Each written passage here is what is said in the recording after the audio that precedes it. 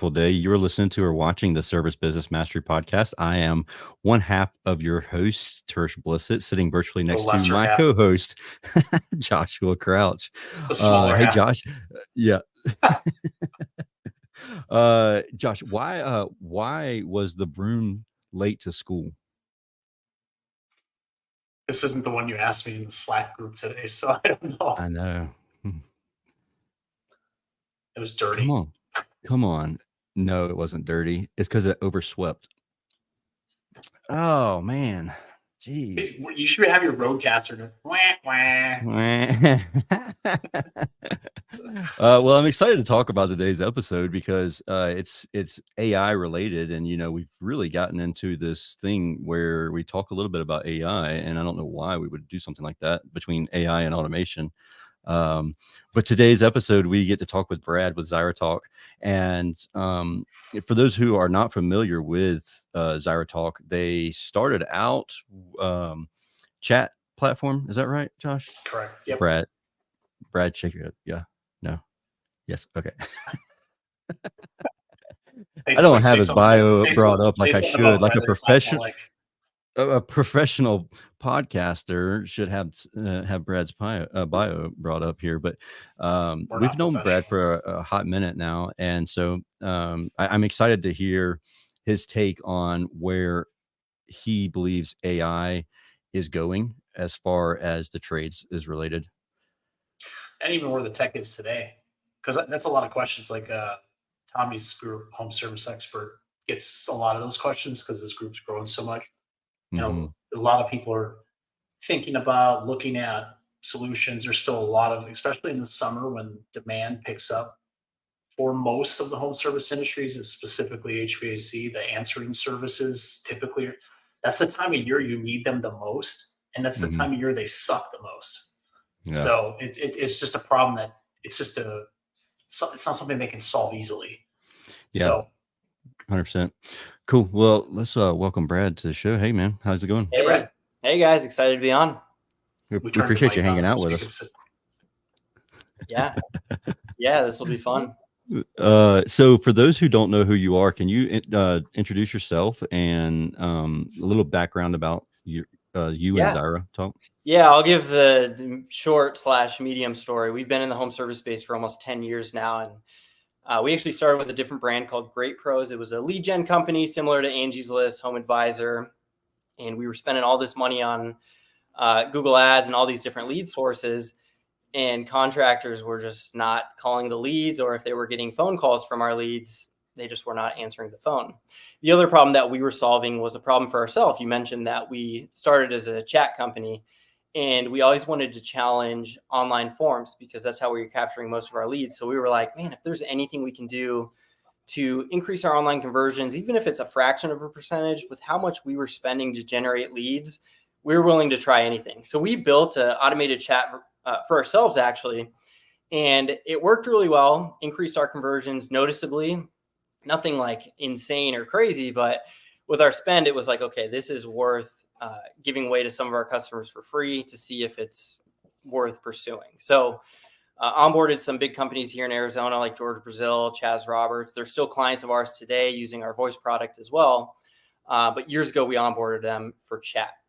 We always wanted to get into the phones as well. But 8 years ago or so, the technology just was not there. We were using IBM Watson to analyze intent. The voices that were out there sounded extremely robotic. So it just was not there to actually go to market with that. We built something, it was just not good. So a couple of years ago, year or two ago, when OpenAI ChatGPT came out, we were like, wow, this is game changer, revolutionary.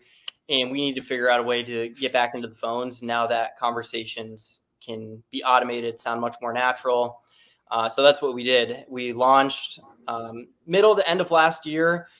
We have a couple hundred accounts using our AI voice product. We're handling tens of thousands of calls per week. And we'll have well over 1,000 customers by the end of the year. We had 1 week where we onboarded 80 new customers. I think this week, what are we? We're on Wednesday. And that makes my head spin.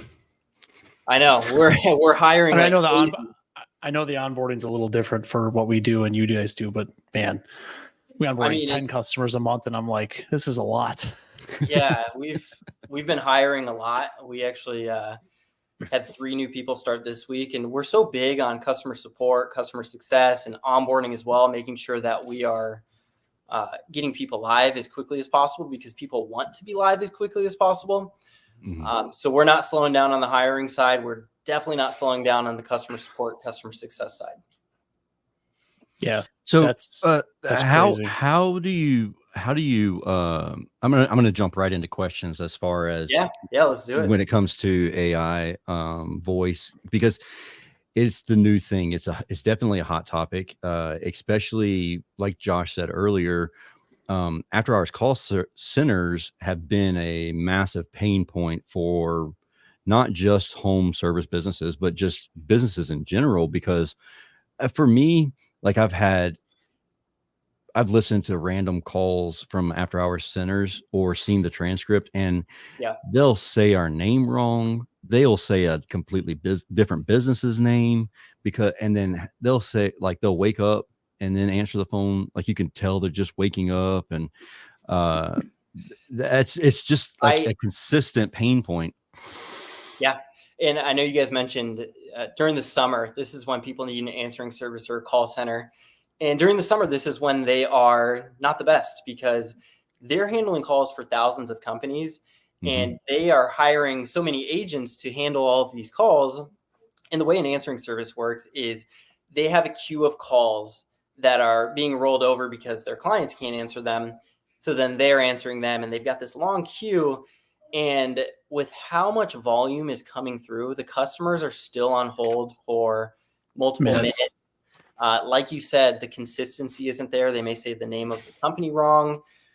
They may say dispatch fees wrong. They may say even a completely different company, which is probably worst case scenario. But it does happen. And I mean, I'll stop there. I don't want to bash answering services or call centers, but we talk to our customers, and the reality is no one is like crazy about their call center, and they're definitely not married to them. So when it comes to an AI agent, voice agent, how do you, I guess, how do we train it? How does it work? And it's, if you've trained it one way, is that the way it's trained for everybody? Because I can imagine if you're onboarding that many clients and they want so many different things, because Josh and I have worked on some onboarding with clients, and it was wild because we were trying to feel out some different things with the Automation Pros, with Trade Automation Pros company, which we haven't really even talked about on podcasts, but surprise, breaking news. Here we go. Yeah. So we've onboarded some individuals, and it felt like everybody wanted something wildly different. And for me, it's fun because it's a challenge whenever there's 10 or 15. But whenever it gets to 20, and then you're like, oh my gosh, like, we're having to hire specialists to understand how to do these things. Walk me through that. Well, here's the great thing is when customers come to us, they're asking us, hey, what are best practices? What are other people doing to be successful? When we do onboard a client, we go through a questionnaire. It takes about 30 minutes to go through it, asking FAQs. Hey, what services do you work on? How do you want to handle angry customers? If someone's saying, speak to a human, speak to a human. How do you want us to forward to a human? So we can do all of this, which, by the way, that happens much less than you would expect. Really? Yeah. But anyway, so people are willing to speak to AI. So when we are training the AI, it is trained specifically for every one of our customers. We're understanding what's your dispatch fee, what's your emergency dispatch fee. If a call is happening after hours and it's emergency, how are we going to notify technicians or the managers who need to be notified? So when we are setting up and onboarding accounts, it is different for everyone. But at the same time, we do have our best practices. We know how the conversation goals should go. Most of the time, people are leads. Sometimes people are leaving a message. People are canceling, rescheduling appointments. So we hear all of these different scenarios. So we have conversation goals built out for all of these and how they're handled and basically what happens when a customer is talking to the AI. How often does it break? We have Because AI's not. well, so with automations that we have, like they naturally will do like a weird random update, and then you just have breakages, and Yeah, so is that a thing with you? it happens. Yeah, I mean, we are handling thousands of calls every single day. If Oh there's yeah. a call that a customer doesn't like, they can just click a button, whether it's an email notification or they're in their back end or whatever it is, and they can click it for further training. If they're like, oh, it said our dispatch fee wrong for whatever reason, or the AI kind of went off the rails, which very rarely happens, but it can happen. We will train the AI deeper so that things like that don't So happen again. did you say that the client is able to update the training model, or We do it for them. Yeah, your team does it? Okay. yeah, they're not going to get in there and tweak the Yeah, AI that's what. training, and we don't expect them to. We actually don't really want them to either, because if they're Yeah. putting information in there that contradicts itself, then the AI is going to get confused, and yeah, that would be Oh a yeah, nightmare. I could only imagine. I mean, and not only that, there's certain terms that people don't realize that uh, while this stuff is very intelligent, it's very like it's a lot of thinking. The LLMs are great. They don't understand certain things. So when you start saying like double negatives or things like that, then you're like, you're Yeah, setting yourself up for failure. yeah. The other thing I I will do want to say, point out. Oh, go oh, ahead. go ahead. Yeah. So No, I I was was going to say. Oh, who's going? Me or you? you. Rochambeau. Yeah, yeah. Here we go. So the thing I was going to say is we are focused obviously on having the best quality conversations, and 95 to 99% of the time it sounds extremely human like and it works very well. But the number one problem that we are solving is these businesses are missing so many phone calls. I know, Josh, you posted on Facebook and said, hey, how many phone calls do you think you're missing, or how many, the average of a plumbing, HVAC, or home service company? And I know yours was in the 20 something percent for your clients. Another really big marketing agency said like 35% plus is the average that their customers are missing. And that's just the reality. You hear numbers like that and you're like, there's no way that's happening. And I know you Mhm. moved. I recently moved as well. I was calling moving companies. I called 10. I only got through to 3 of them. So only 30% answered their phone, 70% missed the call. So numbers like that are not insane. And that's the problem we're solving. If the phone is ringing after 2 rings or after hours, whatever it is, we're just setting up call forwarding rules to forward to the AI agent. And it can either say, hey, I'm an AI assistant to help you out, or a lot of people are just naming their AI and it'll go straight into the conversation. So Mhm. that's the number one problem we're solving. And it's important for companies to understand that. And our clients are super happy because they know that's the problem that they have. Okay, so let me dive into the future of AI, and it's not even the future of AI assistants or voice agents.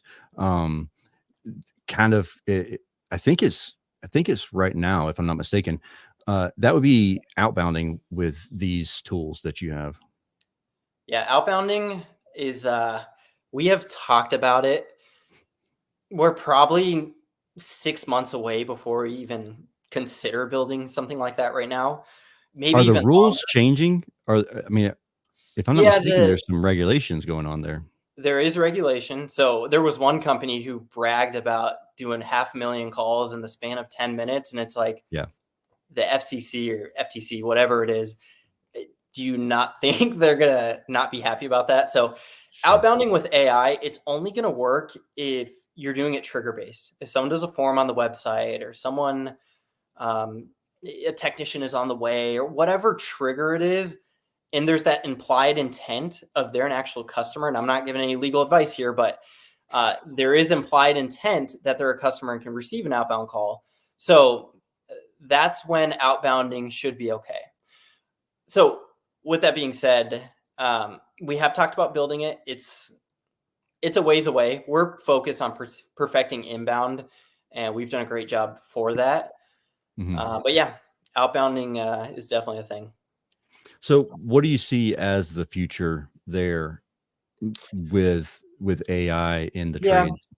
I see the future. Well, back to outbounding, there are Mhm. going to be some hurdles because when you do an outbound call, we all get a call and it says spam likely. And Yeah. And, there's like, I'll get them, and it's like, "Next, yeah, ignore." there's things that need to be done to improve the reputation of the phone number so that spam likely doesn't happen. There's just a lot on the outbound side that we're just not focused on right now, but it's definitely coming. I'm sure someone's going to do it and someone's going to do a Is good job at it. I feel like there's been some legislation on the There has. outbound side that they can't, like, if you do it, like, you almost have to, like, let them know that this is an AI representative or something like that. I don't know what the actual logistics of that are, but I do know there's been some legislation, at least talk of it, on the Yeah. phone call side. Do you know There more has about been. that or anything else that's come out? Yeah, if you're just doing outbounding, robocalling to a cold list, that, to my knowledge, is not legal. I know you mentioned in the chat your audio is a little wacky right now, but unless there's that implied intent of they are a customer of yours or they're interested in being a customer, yeah, you probably don't want to do outbounding. What Brad is saying in a very nice way is, "I already said that." Yeah, Okay, Josh, good, your I missed audio that. was off. We were talking Yeah, about sorry guys. New setup. Still, my Way audio to in my mute headset is things. like literally. I see their lips moving, but it's just like it. So it's an important they topic. said So something, let's and I just, asked another. know, I right? just wanted to hammer home that point, I guess. yes, it was worth repeating because it's so important. Well, I know that the state of Georgia, and I was at the CAG event. It's been a couple of months back now. Conditioned Air Association of Georgia, they passed legislation in the state where if you cannot impersonate a voice of any official who has been elected, I want to say Tucker said it was a 4-year elected official, but he might not.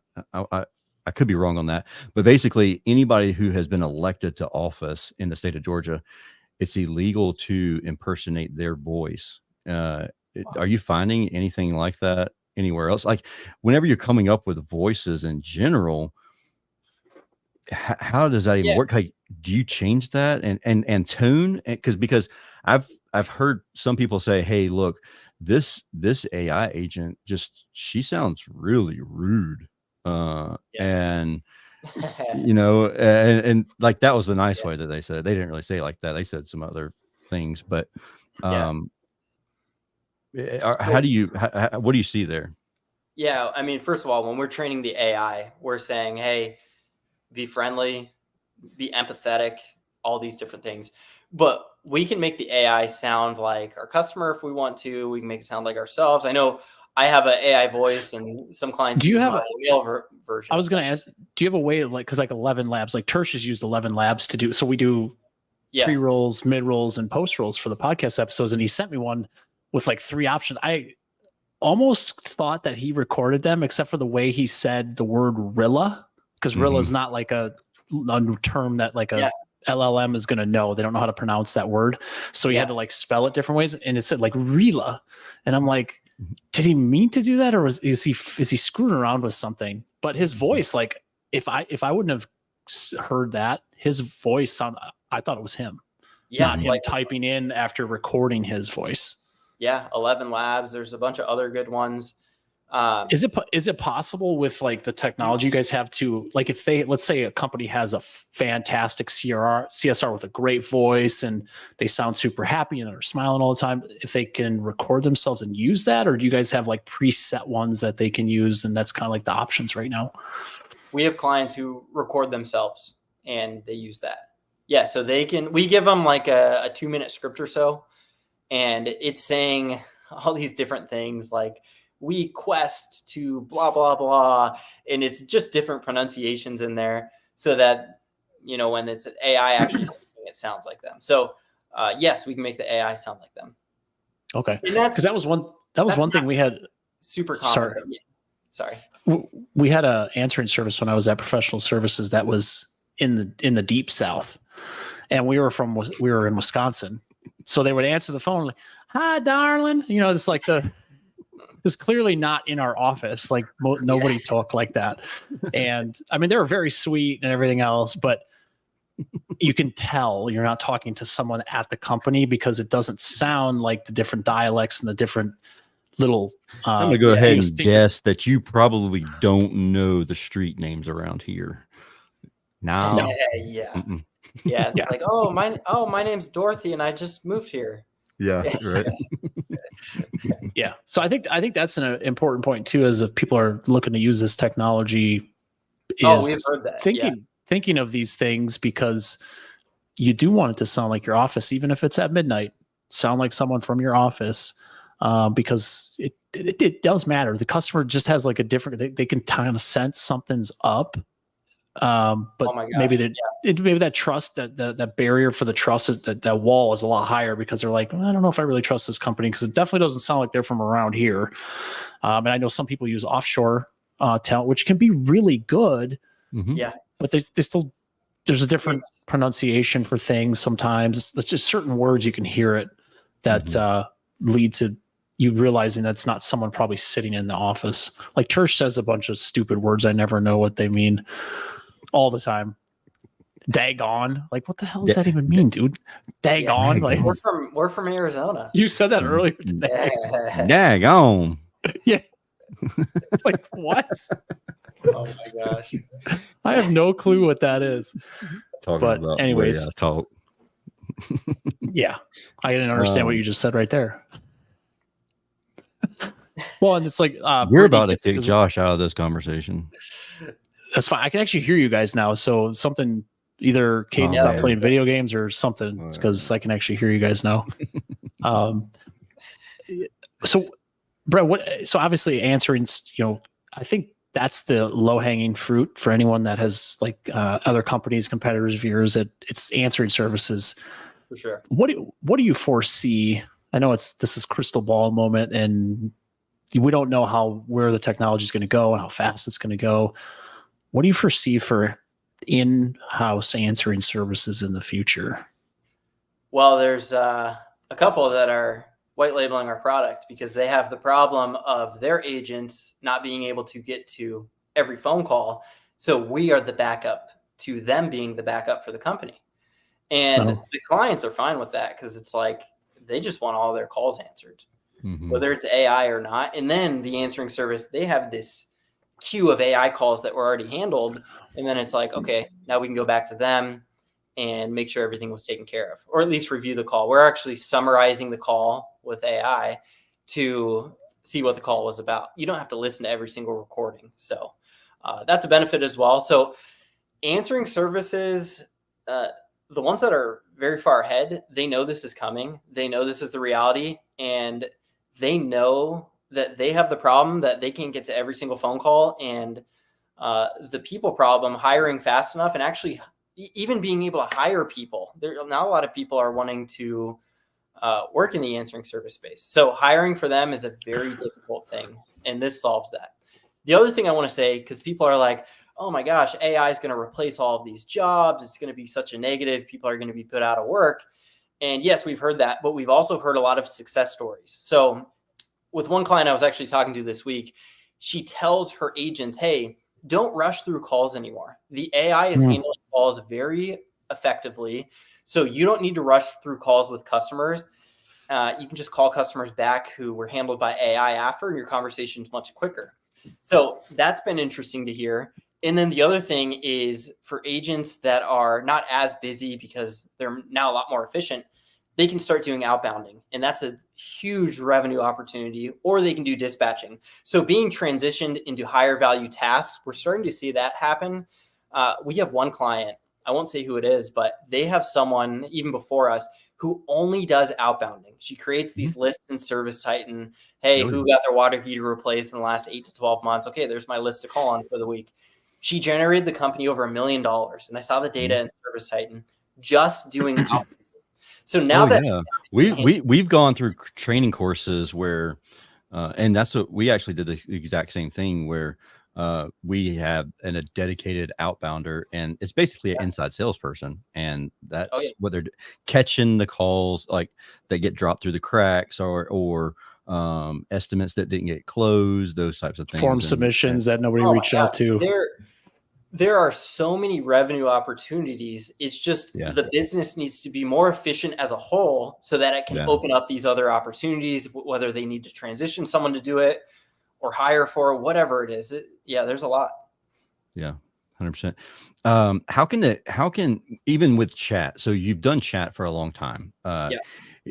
Between chat and the voice agents, how could they possibly know the answers to all the questions that the customer might have? So we are training the AI. I think I mentioned it earlier. We're training the AI specific to all of our customers. Yeah. And if there's a chat or a voice conversation where they're like, hey, this wasn't answered correctly, we can go in and train it even deeper. So yeah, but going into it, like there has to be a massive amount of FAQs that you have to get from the company, from the business, the HVAC or plumbing company. And so for me, it's like, oh gosh, like I got to answer all these questions again. Like, just scrape my website and use that information. I mean, yes, we could do that, but we're wanting to really understand so that we don't have to go back and have a bunch of customer support. And we want to find out that the information on the website's wrong. Yeah, I mean that happens. If you're our client, just don't tell me. Tell your client success manager. Don't text me. Oh my god. Just kidding. Of course. Somebody else's, some other company's name on your blog post. So we've been. Brad, I don't think I shared this story with you. We have we white label Go High Level for our clients called Bullseye Pro, and it's obviously catered to the HVAC, plumbing, electrical. So emails, text campaigns, all these things are like preloaded in there because it's all stuff that we built on top of High Level's framework. And AI chat is something that we're playing around with. And obviously, it's not as there's certain things it does really well. There's other things. We had a snap, and it's one of those things. Sometimes that's why I think Tersh asked the question, because I told him this story earlier this week or last week. We had a client in Florida, and it was following up with something, some campaign. It just follows up every so often, and the customer asked, like, "Is this the company?" And it says, "No, this is a different company." And I'm like, "Oh, what the? Where'd you get that information so from?" We dug into we're digging into the logs. We're like, where did this come? And we literally we had to adjust like the back end, the prompt, and teach it stuff like, just know that you are this company. Like it's weird doing that because as a human would never screw that up. Oh yeah. And it's really obvious that there's an AI attached to it. Let me actually, that opens up a question. So with the voice agent, where are customers leaning as far as, hi, this is so-and-so. That's a great question. This company's AI assistant, or are they just not saying anything and then just being honest if somebody asks if this is an AI product or whatever? What is your feel? What's it look like in the marketplace for that? So yeah, we let our customers decide what they want to do, but I will say we do have data on that. So if we're saying something like, hey, all of our agents are busy, but I'm an AI assistant who can help you schedule, blah, blah, blah, the abandon rate when we're using that intro is about 20 to 25%. If it's saying, hey, thanks for calling XYZ Plumbing and Air, my name's Susie, how can I help you? The abandon rate's about 2 to 5%. And later in the call, it will say, and even midway through the call, like, hey, a human's going to follow up based on what you're saying, blah, blah, blah. So it is upfront with them at some point in the call that it is AI. And even customers will be like, whoa, I thought I was talking to a person. I've heard some pretty funny calls where it's like, is this a human or am I talking to AI right now? And it's like, oh, I'm an AI assistant. So it's not like we're lying. It'll say, I'm an AI assistant, but I can help you with blah, blah, blah. And then they're like, wow, this feels really real. Continue with the conversation. So yeah, it's about 2 to 5% abandon rate if you just start the conversation like normal. Interesting. That is some really interesting data on that. Because it's obviously like the business owner has to decide what are they okay with? Like, because some people are really like a straight and narrow, got to be like, nope, this is an AI assistant. So if you want to talk to human, are there different rules for different states as well? To my knowledge, not right now. Okay, gotcha. Because Just I know wait. the California's whole going to fuck it all up. So just the wait. whole voice Or New the York. recording things. It's like 2-party consent or all party consent, and that from 2-party to all party consent thing. I mean, that just changes up things. And yeah, best practice there. We do say in the beginning of the call, this call is being recorded for quality assurance, blah, blah, blah. So whether it's California or not, who knows? That law could change tomorrow, and that's going to be a lot of accounts for us to go train. Something that we say at the beginning of ours is all interactions with Service Emperor may be recorded for quality assurance. That way you've been notified when the service technician gets there. We're using Rilla, and they're recording the conversation as well. And it's one of those things that I actually had a lawyer I spoke with, and that's one of the things they recommended. It makes sense. And it's a small change of wording, and it's one of those things that the whole company had to kind of get used to saying whenever we're talking to people.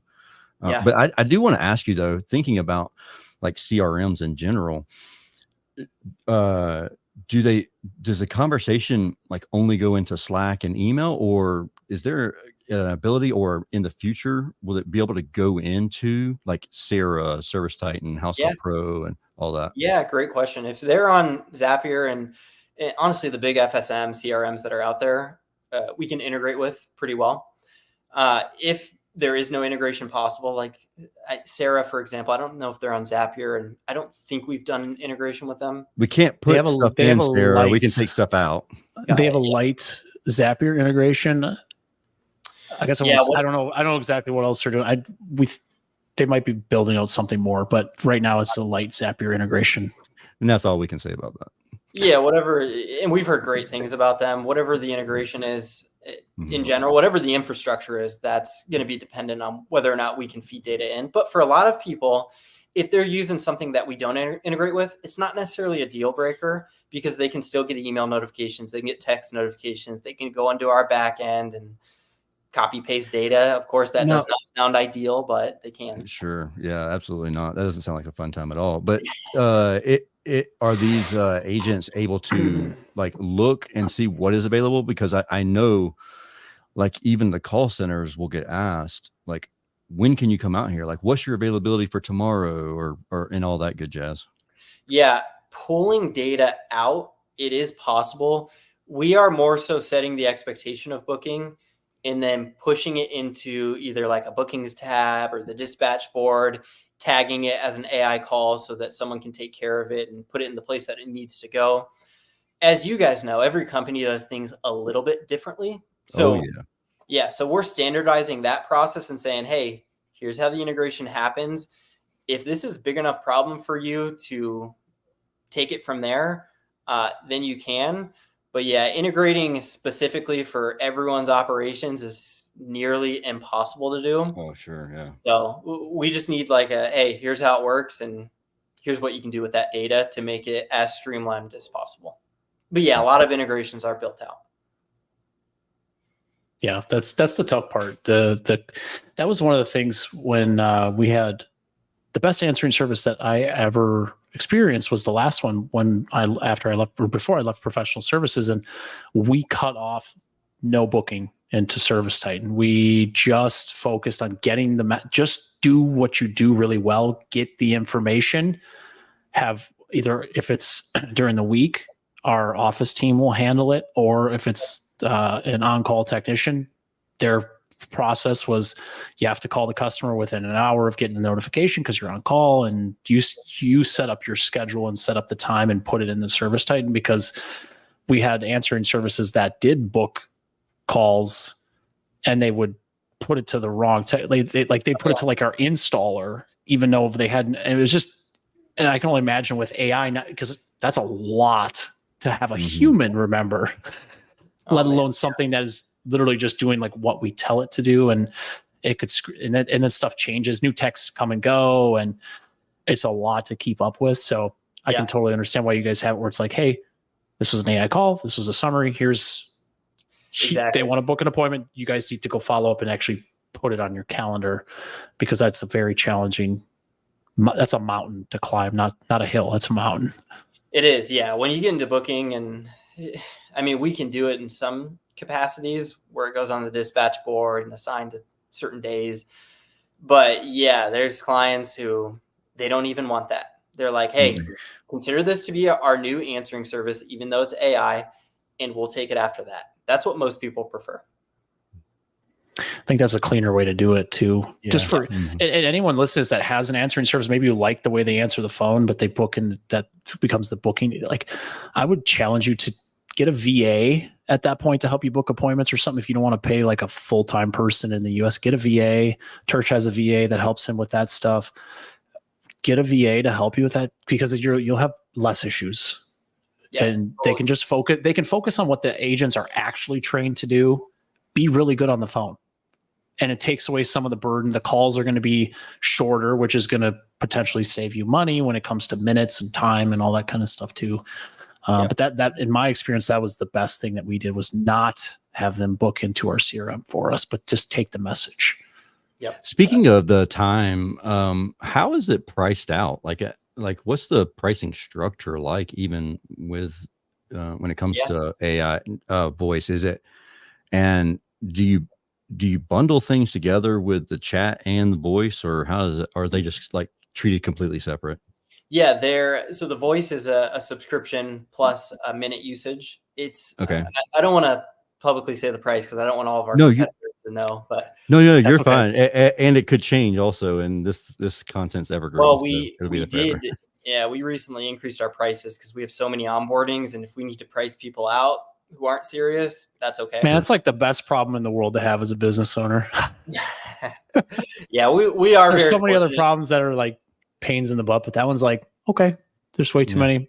Raise. Yeah, I mean, we're very fortunate. I will say that we've been hiring like crazy because of that. So yeah, it's a subscription plus a minute usage. People don't really flinch at the price, because when they compare it to an answering service that's charging them $1.50, upwards of $2.25 a minute, they're like, oh wow, this is a pretty significant cost savings. We even have plans where they'll pay X amount, get a certain amount of minutes, and then a cheaper minute cost. So there's ways to get creative with it. We make sure that our customers are getting a huge ROI no matter what the price is. We have our standard and then go from there. Now, are there you don't, I could be wrong on that. Let me say, are there security and compliance issues with what you have going on? Because after hours, you normally wouldn't take a credit card information or anything like that. I don't know if you would. We don't take a credit card on any AI calls. Yeah. I mean, I'm just thinking like in the future, like, because then that goes to like OpenAI or Claude or whatever system on the back end you're using. And then before we book calls, we need a form of payment. Like before we book the like we book your diagnostic fee or your consultation fee, we need that credit card on file or something to that effect. And so I'm thinking, like, if you ever got to the point to where you were completely doing away with your inbound team, you would have to have some way of collecting that information, or the dispatcher's gonna have to call them back after the fact. Yeah, calling back after the fact is the best. But as far as like privacy and compliance, the things that come up are, hey, if you're training with all of my company data and my dispatch fees in there, all of this information is in there about us, is that going onto the internet and into OpenAI so that everyone has access to this information? And the answer to that is no, because we're an API partner. And because we're an API partner, it's all housed on our servers. We've got a bunch of proprietary stuff built. OpenAI is the brains of the AI, but we have so much built on our end that we are doing to protect that data. We use AWS. We work with a lot of medical clients on the chat side, HIPAA compliant, AWS HIPAA compliant servers. So when it comes to privacy, security, I don't know what other people are doing, but we've gotten to a certain size where that is super important. Even on the chat side, we work with some publicly traded companies, $50 billion+ market caps, where we've had to go through the ringer and make sure that we are compliant with privacy, security. So especially on the brink of Google's, data breach that they had with that information that they got out on the internet. So you're not using a local server, you're using a cloud-based server, so there's no issue of like losing power or any kind of downside like that. Yeah, gotcha. 10-4. Yeah, great question, because that does come up. People are like, where's my data going? It's come up in a couple of our presentations too, where people are asking about like, what is the security and compliance of if I type stuff into ChatGPT or if I, whatever. But it'll probably come up more and more as the technology evolves, and eventually the government will get involved. Down the line, they're always like 3 or 4 years. Like, it's funny because with Google and a lot of the stuff that we do, even TikTok and some of these other platforms, the European Union is on it. Oh my God.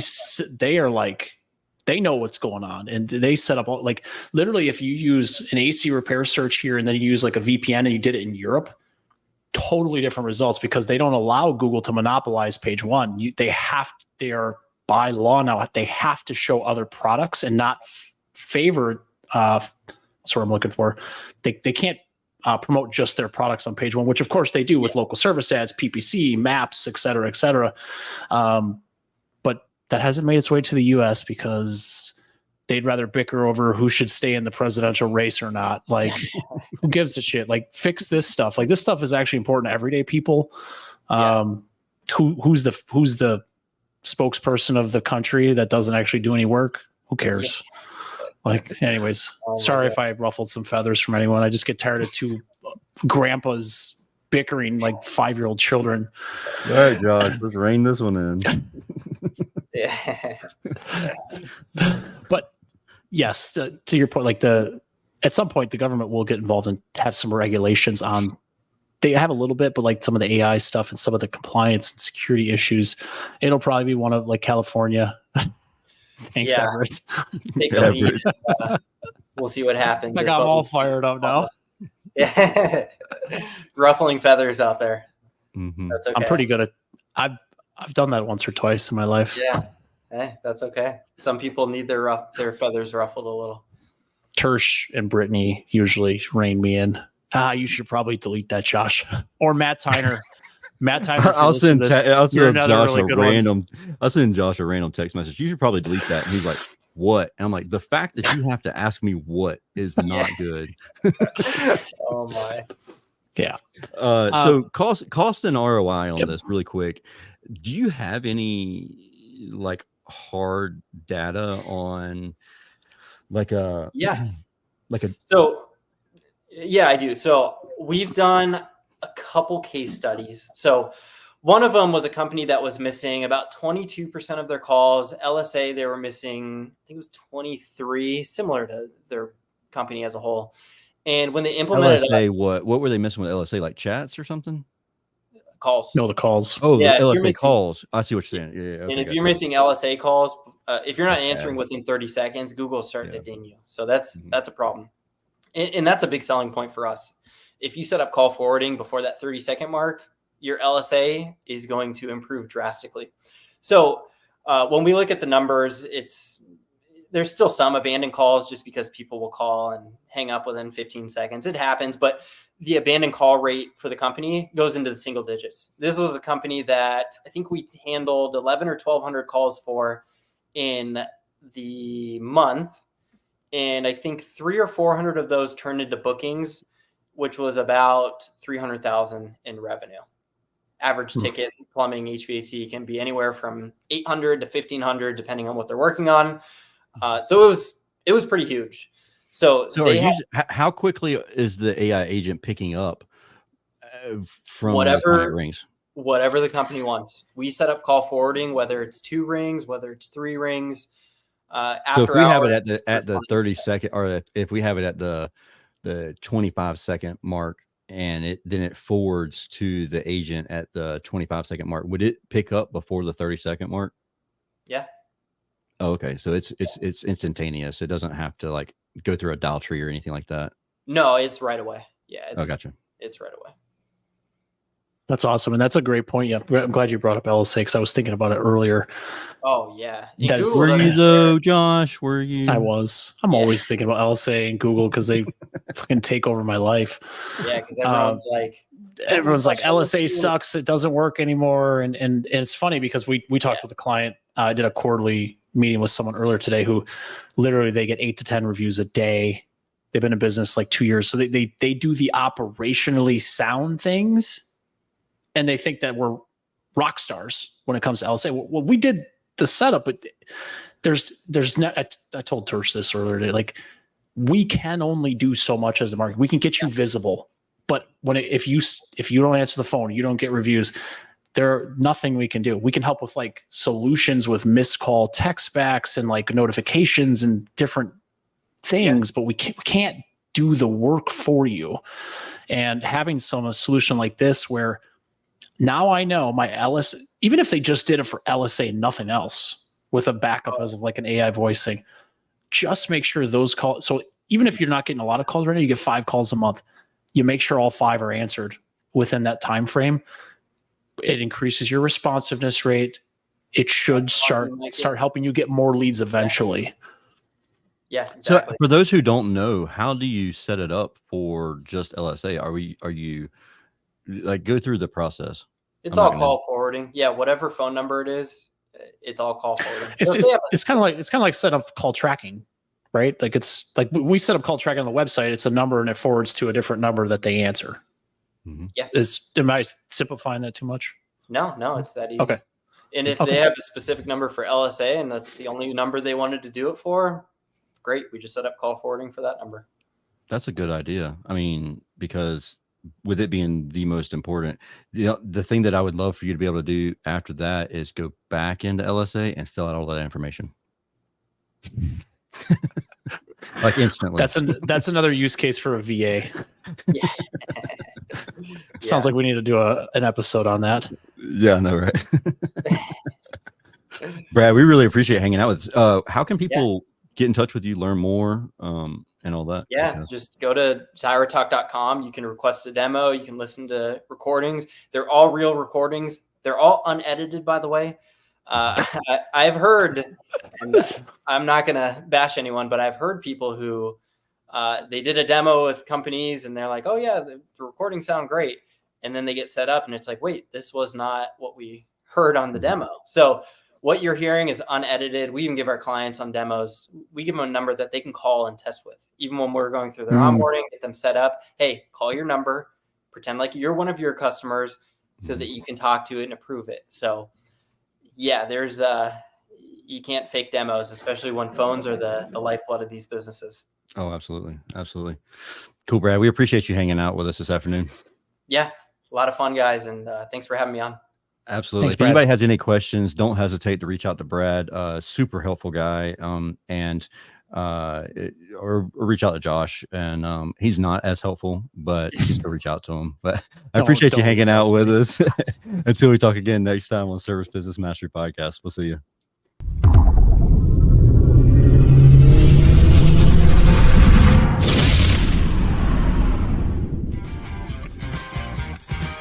Thank you for listening to this episode of Service Business Mastery. Now that you are equipped with essential business advice from this impactful conversation, you are one step closer to becoming the successful owner of your dreams. If this episode has been helpful to your business journey, don't forget to subscribe to the show, leave a rating, and share it with other owners as well. Visit servicebusinessmastery.com